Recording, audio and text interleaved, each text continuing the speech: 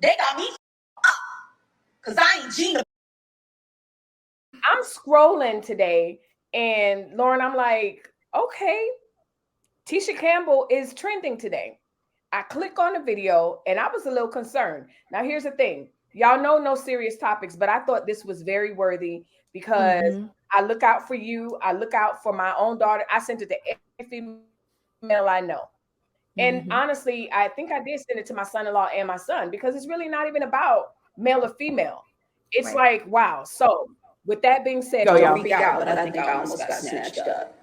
So they don't have Ubers where I'm filming, and I had to call a taxi. So I get this number, but the truck that the van that pulls up is real sketchy looking. But there's a guy in the back seat, right? So when he jumps out, the guy is just standing there. I thought he was getting dropped off, but he's just standing there. He goes, "Get in." And I go, "What?" He goes, "Get in." And I go, "No." And then I look at the car, look inside the car, it's fucked up. The rubber is pulled up from the bottom. There's dirt everywhere. The back seat looked like it's snatched out for no reason. And so the guy in the front seat, the driver goes, "Get in the car." And I go, "Well, I'm not getting in the car." And the guy in the back is like kind of mushing his body towards me to get in the car. And the guy says, "Well, then get in the front seat then." I said, "I'm not getting in that car." Out of here, right? I asked the lady at the front desk, I said, "Yo, who's the guy that gave me this number?" And she was like, "Why would he give you this number?" Yo, this trafficking shit is real, but they got me up. They got me up. Because I ain't Gina.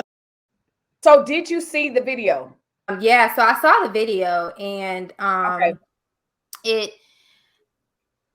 it's crazy that it happened to her, because I mean, we hear very small stories about sex trafficking every now and then. It never makes national news, but here it's happening to somebody who is a big star, right? And the way America works is it's not going to be made a big deal unless one of them are missing or whatever. But sex trafficking really impacts the Black community. So that is just crazy. And honestly, people are getting more bold. And I don't know when that happened or like when, but it's getting ridiculous. Like, people aren't even trying to hide the fact that they may be predators or they may be in the game.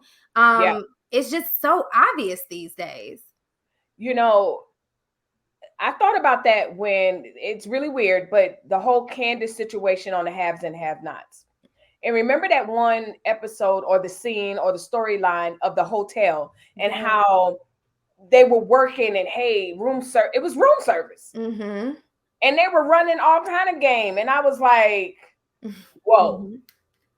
Yeah. But then also I think back to high school. I think back to, the fast girls who were kind of into that. And honestly, the thing that concerns me is when you see these Facebook posts, "Hey, my niece is missing. Da da da da da da." Right. Okay, kidding, she just came back. But then they don't tell us what happened. No, I want to know what happened so that we can have the conversation with ourselves and with our kids and stuff. And that's why I brought this here. Because like I said, I know we're like no serious topics on Friday, but this was something that I really wanted to highlight today, because I was like, was a hotel worker giving her a Uber number? Like, where did she get the number? Right. Like, I think about concierge and like all of the people that like play a role, because when you think about it, and you can even go back to like the R. Kelly stuff, it was people that were like implicated, right? It's not just the person committing the crime, it's all the people that like made it happen. So I even have to think about the person that gave the number, the driver, the person in the passenger seat, like all these players have to be in place for this masterful thing to actually take place. And it's just so scary. Like, she's a whole adult. She's like, imagine a teenager trying to get a ride to go, and you're trusting this front desk person to help you get the ride, in which most people do when you go out of town, right? You expect that the concierge is going to look out for you, and then this happens. Like, who can you trust? What's the little saying? If you can't go to Bella Noche, then where can you go? Exactly. That's crazy. And then I thought about the fact, I love the fact that I wanted to point out And I'll probably end up bleeping out some of the language, but the language was important because I think how forward and how aggressive she was is the reason why she got out of the situation. I want her to kind of update her once she calms her nerves. You okay? And just let us know, okay, where'd you get the number from? But it clearly was somebody from the hotel. And I want to know too, like, if they had cameras out there. Like, you know, like depending on where she was staying, were there any cameras and like even inside the lobby to see like who gave her the number, right? Exactly. Because the guy was nowhere to be found with it, you know, what she nowhere said. to be found.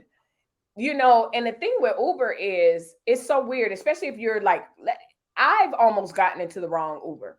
Or because I don't always pay attention to what kind of car is coming. Yeah. Or by some chance, the type of car that I'm looking for, I just saw gray. And then I'm like, oh, wait, no, that's not for me. So I wanted to share this story to let everybody know and just to remind us really be safe. But then also, I got to get more from this story because I'm like, what number did you get? Because you don't need a number to get an Uber. Right. Or it could have been like a private car, like the yeah, it could have been, what is it, like the black cars that you get from the airport and stuff. So it could have been that. Yes, they do talk about acting like it's a bear, get loud and aggressive.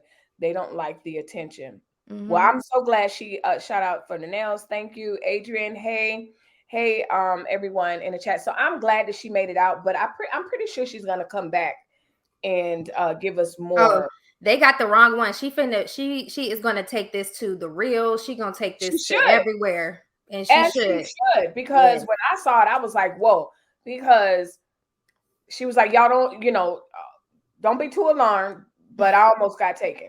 So I'm like, whoa, not good at all.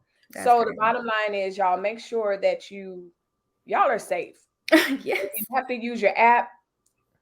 Yeah. But then again, even with some of the Ubers, like the drivers are crazy.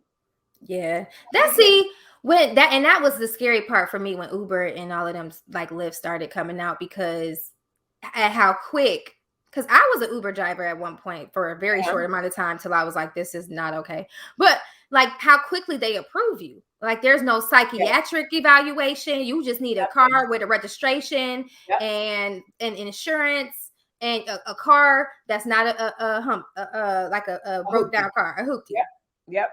That's all. Them are the only requirements. And I'm just like, I need a psychiatric evaluation. I need to know that you ain't crazy. Yeah.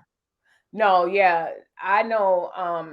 I've had some sketch ones, but I always I still do impress upon my kids. They sometimes listen, but kid, you're a kid to me, but we always say, hey, keep your location on, especially when they're dating or new dates. I'm like, let me know where you're going, keep your location on. I don't know. I think people have always been crazy, but it just feels like nowadays people are crazy. Yes, it's like no filter. Like somebody just like took the cap off and everybody was like, let's just, it's weird. It's so weird these days. Even it's other stories, but again, this is sipping Friday. Exactly. Friday. So we can segue to